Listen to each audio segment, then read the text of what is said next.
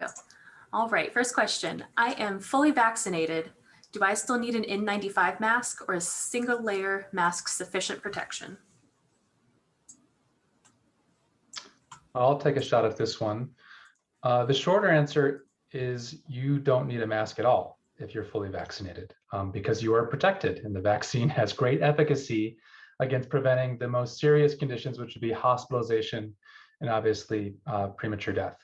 And the vaccines appear to be almost completely effective against those things. So now the longer answer, what are you comfortable with? Because I can tell you personally, I'm fully vaccinated, and I still will probably wear a mask in public for my own mental health and to demonstrate to people that I think it's a good idea, in general, when you're in a crowded space. I will wear a single layered mask in public if I'm going to go to the grocery store or something simple like that. If I'm going to be in a high risk situation where frankly, I'm just uncomfortable returning to that aspect of society at this point, I will probably still wear an N95 mask. That's largely to make me feel good, not necessarily from a maximum. I mean, it is the best protection I can wear, but the data shows that even if there's what's called a breakthrough COVID infection, so your vaccine may be 94% effective. So that 6% that it's not effective means you're going to get sick like you got sick in the pre-COVID times. And so really that mask wearing comes down to how comfortable are you getting sick like you used to get sick? Because that's likely the only thing that's going to happen to you if you have that sort of infection. So that was a long answer, but I hope it comes down to really what are you comfortable with, and I've shared what I'm comfortable with right now. Great, that segues nicely into the next question, which will tie in a little bit to what Dr. Wilkins just said. Can I really go maskless in an indoor setting if I'm fully vaccinated? I'm anxious about the new CDC guidelines and the stigma of not wearing a mask. Does anybody else want to add anything to that? Well, I'll start on that. And then I think probably a lot of other people or several other people will want to come in with other information. But as Dr. Wilkins already stated, if you're fully vaccinated in an indoor situation, you should be very well protected. Number one, against infection. Number two, against disease. So maybe it's number one against the disease, number two against infection. But whichever way you look at it, the vaccine is very, very efficient and effective. So take that into consideration. Second thing, how comfortable are you? And as Dr. Wilkins already mentioned, some people are going to be more comfortable than others, whether they're wearing a mask or not wearing a mask, and it depends on the indoor setting. If it's not a highly, shoulder to shoulder crowded situation, then you might be less likely to wear a mask. Whereas in a real crowded situation, you might fall back on the mask, just again, for your protection and for your, as John said, your mental health. But the other thing is that there's a big difference between the N95 and the single layer mask. So the single layer mask in situations where the amount of virus in the air, floating around in the air, is very, very low, a single layer mask would give you enough added protection that you should be very, very well protected. Where an N95 mask comes into play is if you're in a situation where there may be a higher concentration of this virus or any other virus, and also for strict protocol to wear an N95, you should be fit tested to wear that N95 mask correctly. So I think fall back to the single layer or double layer mask. There's a big difference between just layers of fabric versus an N95. So make sure you're aware of that and do what you think is most comfortable. And yeah, there is some anxiety on the new CDC guidance and new state guidance, new merchant guidance, local guidance. There's going to be a lot of transitioning taking place in those, and there's a stigma both ways. Depends on how you look at it and how the people around you look at it. Is a stigma wearing the mask, or is a stigma not wearing the mask? And I think at this point we're getting much more used to seeing the masks, and less used to not seeing the mask. So in the next few months, as this plays out, I think we'll get more and more used to not masking, but still masks hopefully don't go clear out of phase, that we'll still use them in situations where they would be helpful to prevent disease. Yeah, thanks, Bob, and thanks, John. I don't have a lot to add. I agree with everything that's been said. I also feel that masks give me some peace of mind, even though I'm now fully vaccinated and very happy about that. And the data is certainly emerging, as both John and Bob said, that the vaccine prevents 100% of hospitalizations and serious infections. But there's also another emerging piece of data that's important too, and that's that vaccinated people carry little or no viral load and have a very low risk of transmitting virus to individuals too. So that's another piece of good news. Having said that, it's not zero yet, and that data is still coming out as we vaccinate people and we monitor positivity rates as they continue to go down as vaccinations go up. So that's a very strong correlation that vaccines do help stop the spread as well. But for peace of mind, I think it's just fine for us to continue to wear masks. I was just talking with a colleague this morning saying that we both think that even flying on airplanes or public transportation, we're going to continue to wear masks, if not for our own protection, for the peace of mind of people around us. And I think Bob said it well too, that could also be context dependent. Some situations you might feel pressure to wear a mask, and some situations you might feel pressure not to wear a mask. But what I would recommend and ask every one of us is to, as President Biden said when he was announcing these new guidelines, to give us, our fellow citizens, some grace here, right? Whether you want to wear a mask or not wear a mask, that's a personal choice at this point for vaccinated people. But don't assume that someone who's not wearing a mask has not been vaccinated and they're just flouting the rules. And don't assume that someone who is wearing a mask is just overreacting and doesn't need to do that, right? So let's just make that a personal choice. And we know, at least in the state of Colorado, we're approaching 50% fully vaccinated individuals. So that means that, even if you see it, folks, the chances are, one of two people that you see without a mask already has been vaccinated. So let's try to be kind to each other and give some grace in those areas. That's great info. Switching a little bit, I thought I would be excited to go see my friends, but I find that I'm hesitant to disrupt the isolated patterns I've developed. Is this normal? I will start with this one.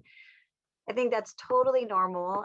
It kind of goes along with what the other folks on the panel have been talking about, is that this is a big change, and part of what we have to navigate is just like they both said, sort of peace of mind. And I think that mental health professionals are asking people to be kind of mindful about how they're going to return to post-COVID life. I don't think any of us think that it's going to go back to normal immediately for anyone, because we've been living in a very different life for a long period of time now. So I think we're really trying to stress to people it's normal to start having some anxiety about things you haven't been doing for a long time. And I think what would be best is if we can kind of be, effortful in how we're going to redesign our return to life. So kind of being cognizant of what worked for you pre-COVID that you would like to gradually and slowly return to, and maybe start being more cognizant of what was different during COVID and what maybe you would like to change in your post-COVID life. But for either of those, whether or not you're sort of trying to redesign the things you want to do and the things you don't want to do, I think it's going to be gradual. And there's nothing wrong in terms of return to socializing or even return to mask wearing with just noting this week, I'm going to try and go out and do something that gives me a little bit of anxiety as I sort of reintroduce myself to society. And same thing with mask wearing. If you're someone who is uncomfortable not wearing a mask, then and you want to stop wearing a mask eventually, then like we've been saying, if you feel anxiety and you want to wear it, there's nothing wrong with that. And if you want to say, when I go for a walk, I'll take it off and get used to not having it on my face. But all of these are going to be things that are gradual steps. And that's totally normal to have anxiety. And what we typically want people to do is just kind of take baby steps and get used to this new sort of life that we had in the past and that we're going to have to return to. But the gradual piece, I think, is what's going to help us. Great, thank you. Has any more research been done on the efficacy of the vaccine against the variants? Well, I'll take the first step on this, or stab at this one. I've been reading daily news blurbs on the different types of virus, the variants compared to the original one that was first sequenced. And there are variants a few more different variants have cropped up and have been defined. But so far, the vaccines have been very effective against these variants.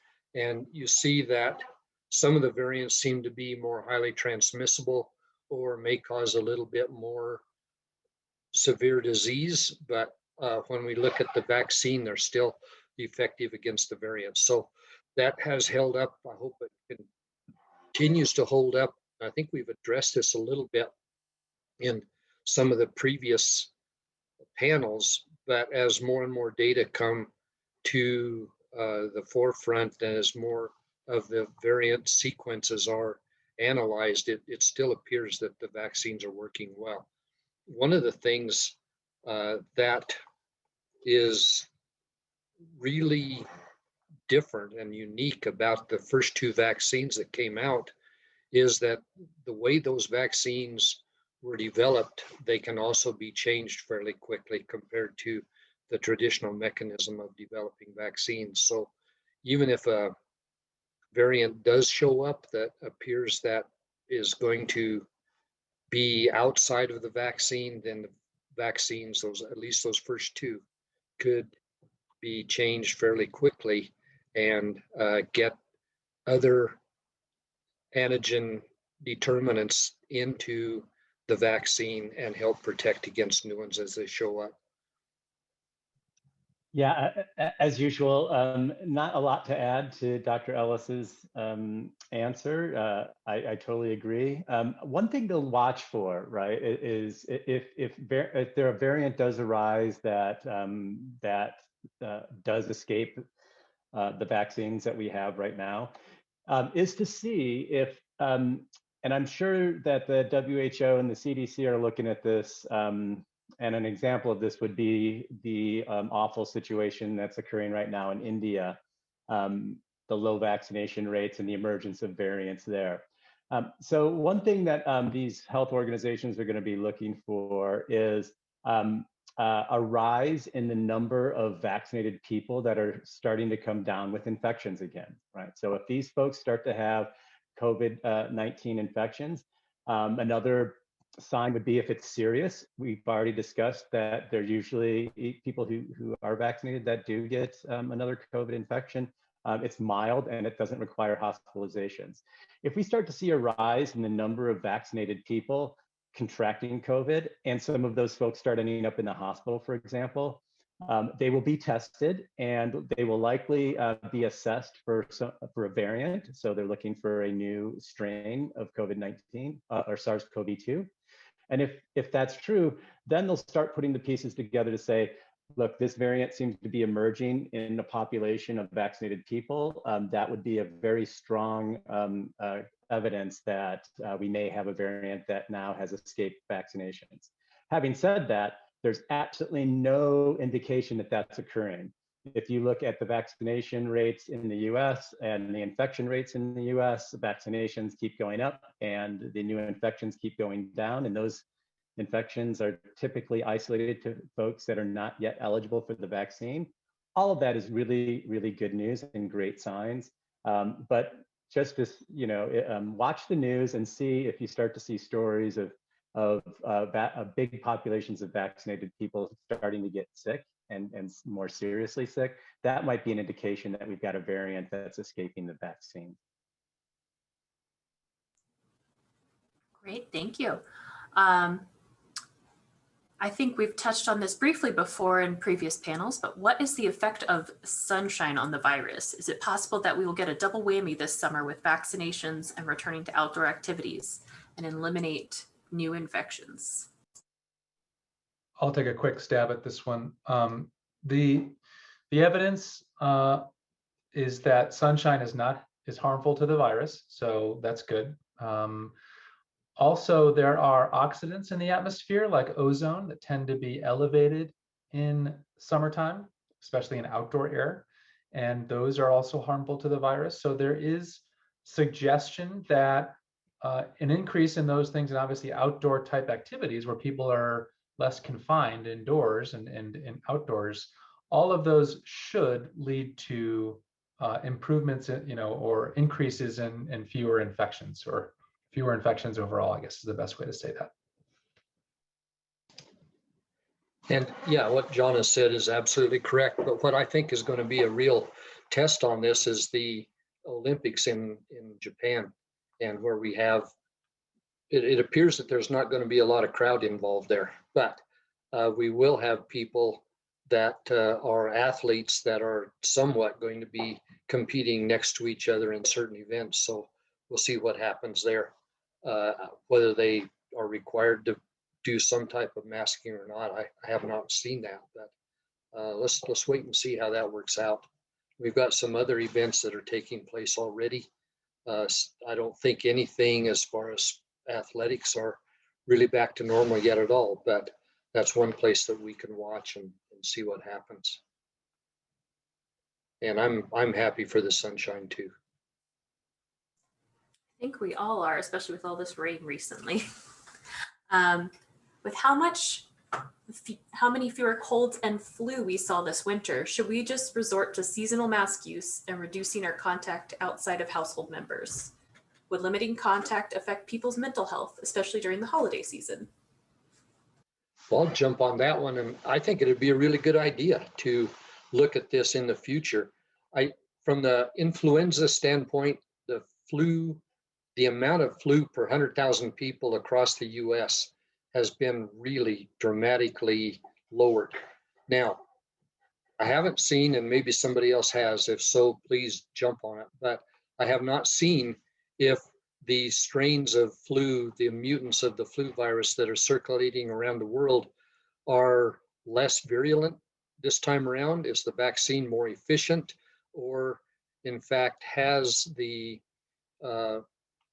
effect of people not going outside and mingling as much, not traveling as much, and wearing masks more, had a greater effect than all the others? And in my opinion, I think it's the latter, that less mingling of people and more wearing of masks to prevent aerosol transmission person to person. But it's going to be really interesting to see what the follow-up is on that. And I wouldn't be afraid at all in future flu seasons to go back to wearing a mask, and hopefully the population would look at that from a healthy standpoint too. Yeah, I totally agree, Bob. Mask wearing has been a pretty common thing to do in Asian countries when they travel, and it's really if they're feeling ill, to protect people around them that they interact with when they're traveling. And so we often talk about the new normal after the pandemic, and are there things that will change for the better? Have we learned things during the pandemic that can we apply to more normal times? And this might be one of them. We know that vaccines are very effective. The COVID-19 vaccines, particularly so, and typically much more effective than a typical seasonal flu vaccine. But there's one thing that we know for sure, is that masks work on all strains of these respiratory viruses, right? Including influenza and SARS-CoV-2. So I do not think it's a bad idea to consider, keeping those masks around, and for the next cold and flu season, if you're not feeling great and you have to get out and travel or interact, to bring a mask and make that part of the norm, right? If you're not feeling well, but you have to work, if you have to interact, again, be respectful of other people's health, and maybe, get vaccinated and put that mask on. I just want to add, I think there was a piece about could that affect mental health, and just to echo what everyone's been saying, I think for at least maybe the rest of this year, what we really want to do is just kind of be respectful of where people are at as individuals. So if in your family, part of your family wants to get together for holidays and the other part doesn't, one of the nice things that's come out of the pandemic is that there are other ways to communicate with each other. So if you have someone that it scares them to travel and everybody else wants to travel, I think we just have to, the stress comes from putting expectations on people when they're not in a place that they're ready to do it. So I'm hoping that, we'll all kind of give each other a little patience and grace, and that if you decide you don't want to travel or somebody does, then use Zoom and use some of these other things that we have to let that person connect during the holidays or during events with family and friends in a way that they're comfortable with. Thank you very much. And Dr. Zabel did have to jump off. So if you have any questions for him, feel free to put them in the chat and I will send them his way. All right, next question. Can events or stores require me to carry around my vaccine card to prove I'm vaccinated? It's a good question, and obviously a lot of this is evolving as we go. Right now, here in the state of Colorado, they're leaving it up to businesses to decide themselves what they would like to do. I've been reading that some businesses want to cater to people who are super risk averse, people who are really worried, and will continue to ask people that come into the store to wear masks. And others have already taken their masks are required signs down. And then I would expect that there may be some events. Well, certainly we know that on any kind of public transportation at this point, we still have to wear masks, and that's based on the federal regulations. And then, you may find that certain events with populations or crowds over a certain amount, that those event coordinators are going to ask people to show proof of vaccination or wear a mask. So, this is a bit of a mixed bag right now, is whether or not proof of vaccination will be required for certain types of events. But currently, businesses are not requiring proof of vaccination to walk into a store, for example, but they may individually still require masks.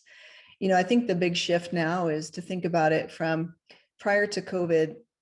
Public health agencies don't usually make these blanket mandates such as mask wearing or other types of requirements, but during the pandemic they did. And so as the pandemic begins to hopefully wind down, you'll see different iterations of how people end up withdrawing some of those things that no longer are a mandate, but maybe suggested. So mask wearing, of course, in public places being suggested now, but not mandated as of last week, or I guess it was Thursday, I think, in the state of Colorado. And each state will likely be different. International travel, it may be very different. You may have to show either some type of proof of vaccination or a negative COVID test before you travel. As of today, to the best I could research, people traveling into the United States still have to get a COVID test prior to getting on that flight that will land in the United States within, I think it's 3 days. And we may see that change. So again, testing, proof of vaccination, mask wearing is very likely to be shifting and have a lot of mixed messaging over the next several months. So I think the best thing that we can do is kind of check the most recent mandates or suggestions in the areas that either we're living, conducting our business, or traveling to. And I think that's the best advice right now. But I'm not seeing any requirements for proof of vaccination to go into a store. Events are still unknown yet.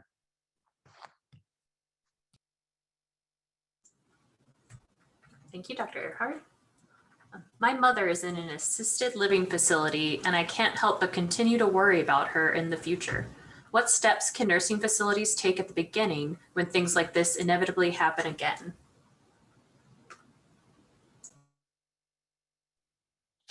Right, I guess I should unmute myself first. So I'm Rebecca Jackson. Again, I'm a geriatrician, and so I just work in long-term care facilities and assisted living. That's kind of my little niche. And I will say that this last year definitely exposed a lot of cracks. I mean, it exposed a lot of cracks in everything, but certainly in some of our systems within facility and congregate living. And I will say that this last year was definitely a crash course, but I really believe that these facilities are much better prepared should something happen in the future, or we have a variant to rise, or those kind of things. I mean, I've been able to watch them over the last year, and their infection prevention skills have just gotten so much better. Also, they are just savvy about performing testing in a way that we never expected. And certainly, you know, I think we've already kind of talked about it, but I think some of the things that we may see, especially in my area, is just masking mandates. I do think, I mean, we had no flu this year whatsoever. So I just really wonder if, you know, come flu season, those kind of things, we're going to be masking as employees and within these facilities just to protect the people who live there. But I think, you know, I think in the future, we're going to see a lot of innovation, especially in congregate living, and then also in the home-based care settings, to just kind of better accommodate our aging population. And certainly, you know, currently, I think these vaccines were the game changer for us. I mean, we mandated it for our employees, and we also, you know, our residents were amazing. We have over 90% of our residents vaccinated, and we have not had outbreaks and illness the way that we saw in the last year. So I feel like right now, especially in those facilities, if people are vaccinated, it's actually a very safe place to be. So, because they definitely have the herd immunity aspect there. So hopefully in the future, we'll be better prepared, and hopefully it will not happen. That's my hope. Yeah, Rebecca, thank you for those comments. One question I had for you, and then I'll throw in some comments as well about this, is have you heard of many other congregate care living companies and facilities mandating vaccination for their employees yet that are caring for those vulnerable people? Not yet. Some of the data, and it might be older data, is that for residents nationally, it was like over 70% of the residents were getting vaccinated, but the healthcare workers themselves, it was like less than 40%. It was pretty poor. And I mean, I feel like we're running a giant experiment, and it was hard because we did lose employees. You know, if they did not want to get the vaccine, we definitely lost some really wonderful people, but it changed everything. It was totally the right thing for us to do. So I kind of wonder if we'll see that more. I think CMS now is going to require vaccine reporting. So I kind of wonder if that's the first step towards that. And we definitely do it with flu. And we've proven that these vaccines are very safe, and their efficacy is really high. So I kind of anticipate that maybe someday in the future that's coming. Yeah, thank you. Yeah, so, you know, what we're hearing from the Centers for Medicare and Medicaid is that vaccinated staff who work in these congregate care living situations where they're caring for vulnerable populations no longer need to be tested weekly, but unvaccinated staff are being tested weekly. Or actually, the frequency is based on the community prevalence. So depending on how high the infection rate is in your community, kind of dictates how often they do just routine screening testing of these employees. And that's in particular because they do serve such a vulnerable population that, you know, some people, especially older adults who have just either of advanced age or they have other comorbidities that they either cannot be vaccinated or their vaccination is not as going to be nearly as effective as somebody with like a less aged immune system, that there's still that concern. And so to kind of getting back to that question that our audience member asked, I think that those are the kinds of things where there's so much good awareness now around A, the vulnerability of people living in these situations, B, the ability for staff to just be out in the community and unwittingly bring something into the facility, and plans to help catch that. I think those are really important mitigation strategies moving forward. And then in terms of vaccination, one of the things that I've been hearing, just for the audience's perspective too, is that one of the reasons why many facilities have not mandated the vaccine for their employees is because it wasn't fully FDA approved. And as we're hearing, there's very likely going to be full FDA approval for both mRNA vaccines in the near future. And so if that's the case, then legally there's more precedent for there to be a mandated vaccine situation. So again, the message that we've said is that things are evolving and times are changing so quickly right now. I think some of the biggest things that have come out of this question and answer panel was that really abrupt change that we all were sort of like, kind of being masked, and then all of a sudden the CDC just sort of was like, okay, you're good if you're vaccinated. And so people are kind of struggling. What does this mean for me? And I think those are really good questions to be asking yourself, like, what is your risk tolerance? And as others have brought up really well already. And, in flu and cold season, those are other respiratory pathogens, right? Other ways in which diseases spread is because people are in closed environments, they're not outside, whatever, that the ability for you to be exposed to those things is higher in those seasons because there's not as much outdoor ventilation, people are doing more things indoors. And if you yourself are at risk of something serious because you get the flu or you get SARS or one of the other respiratory pathogens, it makes total sense for you to be wearing a mask to help protect yourself. And similarly, as I think Mark said really well earlier, thinking about, how we can protect other people if we're not feeling well, put a mask on when you go to work. That hasn't been part of our culture for a long time. It is in the Asian countries. We see that all the time. The people, if they think they have a little cold, they'll just wear a mask everywhere. And I feel like that's becoming more accepted. So I'm hopeful that, with all of those things in combination, that we'll see people being a little bit more conscientious about their own health and protecting others. And then people whose job it is to serve those who are vulnerable clearly are going to be held to, a little bit of a higher standard, as they are already, the infection control things that have already been in place. So I'm optimistic, as you are, Rebecca, and I feel like nursing homes and assisted living facilities are safer today than they were a year ago. And while no one would wish this tragedy on so many and how hard it's been, what it has done is, the kind of the golden thread in all this is that I think there have been new things put in place as a result of this to protect people. And I think that's going to be very effective. So that's my kind of optimism statement at the end of all of that. Yeah, I agree. It's going to be a better year. That's for sure.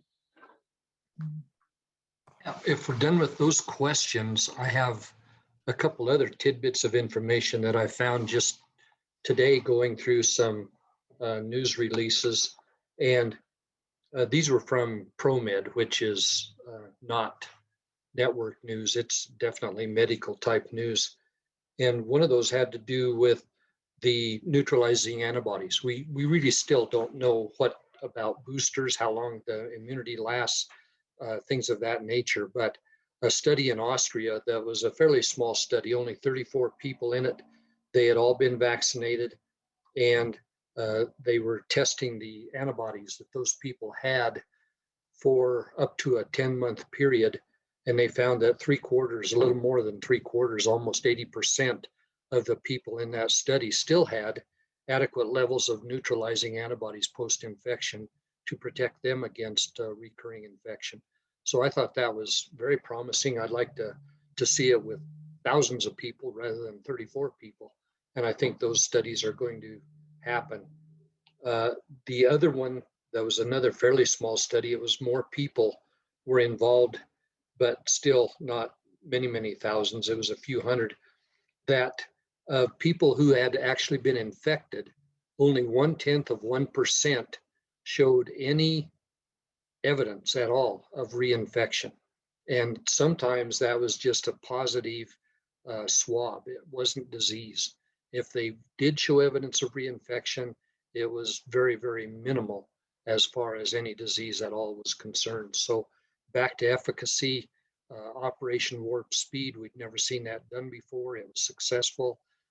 We got vaccines out that had not been part of vaccine protocols before. And like Nicole said too, the FDA gave provisional approval as quickly as they possibly could, but still the safety was there. And we're seeing that the safety has borne out as we've followed this on through since we're in about 5 months of vaccine, maybe not quite, but close to 5 months. So we're seeing millions of people with vaccinations and very few people with any problems. So on that small study, 1/10 of 1%, that'd be 1 person per 1,000 that you wouldn't even know they were reinfected unless you did a nasal swab. I just got a question in the chat related to that. Can a vaccinated person still test positive but not actually be infected? I can take a first stab at that, and then I would definitely want to hear from the other panelists. The answer is yes, they can. So for 2 reasons. One, okay, so can a vaccinated person still test positive? Yes.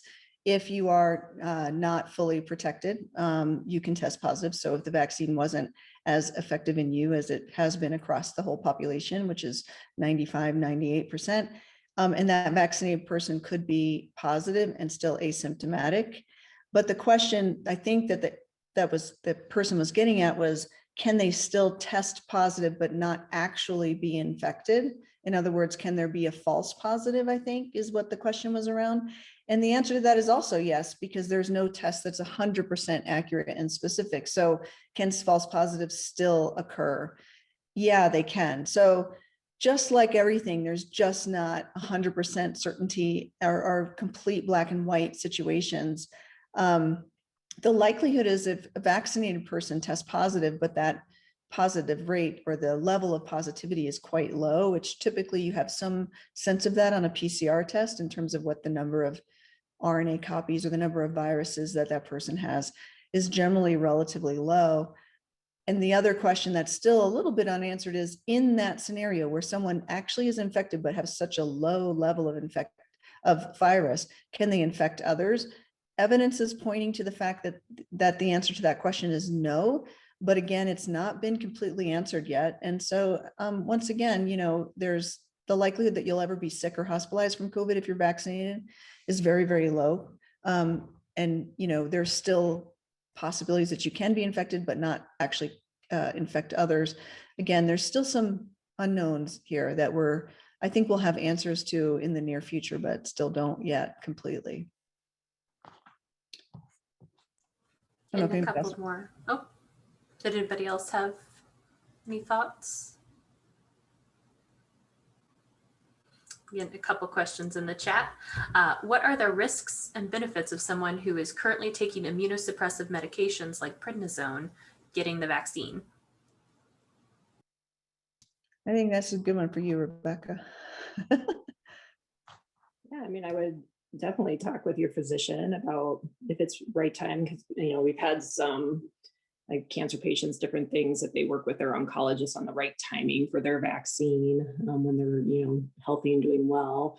But I mean, if you are immunosuppressed, you're more likely potentially to have severe disease from COVID. So I think it's certainly a benefit if you are having issues with immunosuppression to talk with your physician to kind of see what the right timing is for you. But I mean, COVID can be really dangerous if you have some chronic conditions. So a vaccine could be tremendously beneficial. Thank you. Is the US on track to reach herd immunity, given Americans aren't vaccinating as much as we thought they would? Do we need national herd immunity to feel safe from COVID, or will local or regional herd immunity be sufficient? I don't know who wants to tackle that one. That's a really tough question. So the first part was, is the US on track to get herd immunity? Is that the question? Yes. Yeah. Well, as all, and I would like to hear from Bob, maybe John, some others about this, but, and certainly Rebecca, but the definition of herd immunity is a little bit unclear. So I think the concept of herd immunity, as we all know, is that there's enough people that are vaccinated that the virus can't propagate in that community very efficiently and make a ton of people sick. I don't know if that's truly the epidemiologist's kind of full definition of it. So the answer is, will we ever get to that place in the US? I think there's evidence that we're getting there. Will we fully ever be able to say that there's enough people immune that we will no longer have to worry about this infecting other people? I don't know the answer to that. I think you as a vaccinated individual can probably take a nice exhale and not be as concerned. I think that there will always be people that will not want to be vaccinated or cannot be vaccinated. And there's a potential that those people will be, if they're sick, they'll be tested, but if they're not sick, they'll be asymptomatic and potentially able to spread to others that are also not vaccinated or immune.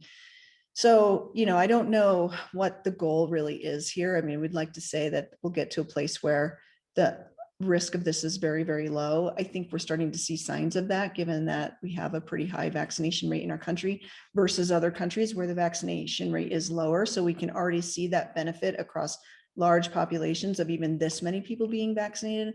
And where do you actually reach that trigger point of herd immunity?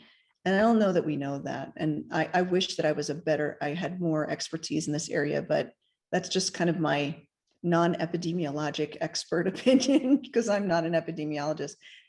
I would love to hear from others. Rebecca looks like she might have some comments. Go ahead, Bob. Okay.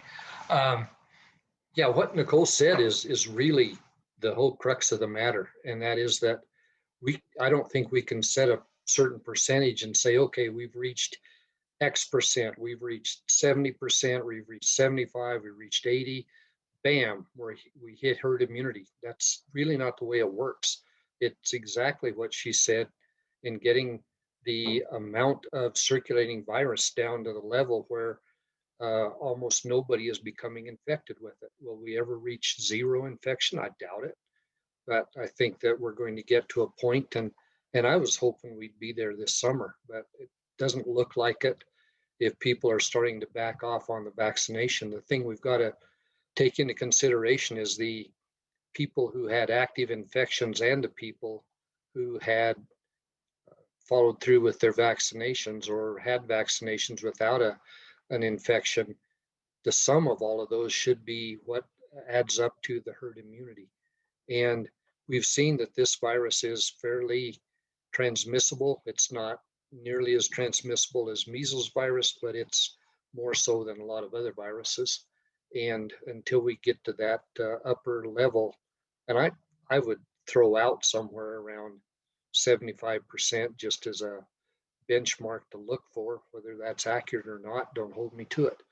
But somewhere around that range, hopefully we'll really see a downturn. But what we need to watch are areas within our communities and then outside our communities, states, then nations, and see what is happening on those huge bases when we get outside of our local community.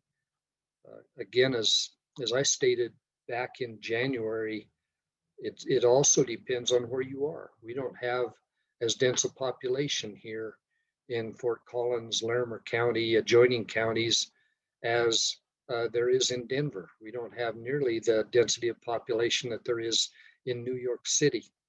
And we have more dense population than the whole state of Wyoming. So if we look at it from that standpoint too, what is the likelihood of a person who is able to transmit the disease coming in contact with a person who is susceptible for a long enough period of time to transmit? So all of that goes into herd immunity. And when we get there, somebody will, I suppose, let us know they think we're there, but I don't know exactly how we're going to see that. So Rebecca, did you have something there too?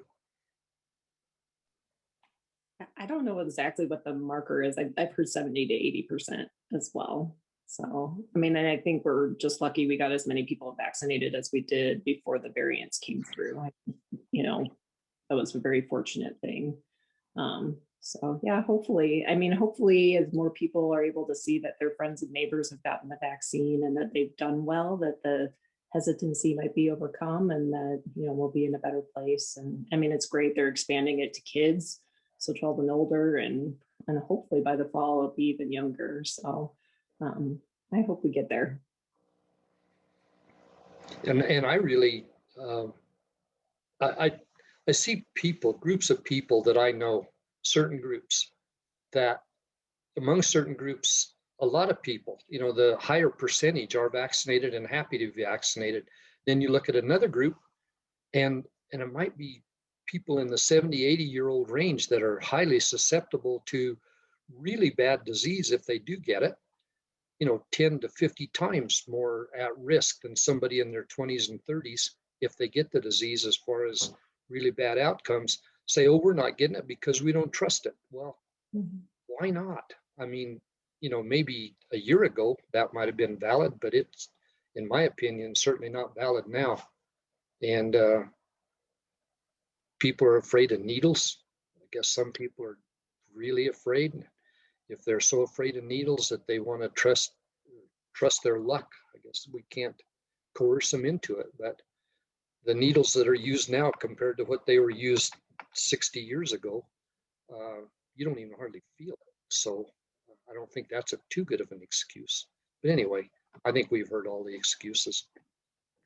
It's so hard. I mean, everybody has their reason. I think, like, for me, it's always hard because I've lived it every day for the last year. But I think until it personally touches you, and you see the effects of it, and hopefully you don't, you know, have someone that you care about die from it. But even if people survive it, there are people who are never quite the same from it. So, you know, I think until that becomes personal, it's hard, you know, and it's hard to, hopefully people can redirect their fear, you know, like be afraid of the virus and not the vaccine, because that's really the thing to be afraid of in this scenario. So. Yeah, I think one thing that I hear people saying, and it's one of those, well, it's a perspective change, right? Is that people are saying, well, you know, I hear the vaccine makes you sick. Like there's a lot of side effects, meaning, yeah, you get you know, you might feel achy and have a headache and have a fever for 24 hours. But, you know, and so that's really what they're focusing on, is those side effects, rather than, but what's the risk without the vaccine? You know, like if you were actually to be infected with SARS and get COVID, how, you know, there's so many stories of people who really didn't have any underlying conditions that are on ventilators, or, you know, have really been affected to the point where their athletic careers are ruined, or they can no longer work from this virus, and they had no pre-existing conditions. So, you know, you know, the comment that it's a small price to pay to feel a little bit yucky for a day, but feel like you have a pretty good chance of being 98% effective. To me, this is such an easy decision, but not for everybody, right? And I don't, you know, I think it's sometimes harder to see the forest for the trees. You know, if you're looking at the trees as a side effect of the vaccination, but the forest is really the protection that you get and that you're providing to people you love by being vaccinated and not being able to get infected or not transmit. Those are big advantages. And I sometimes feel like that can get missed and when people are really concerned and fearful. Hey, John, do you have anything to add to this conversation about the, you know, kind of vaccine, fear, personal choice?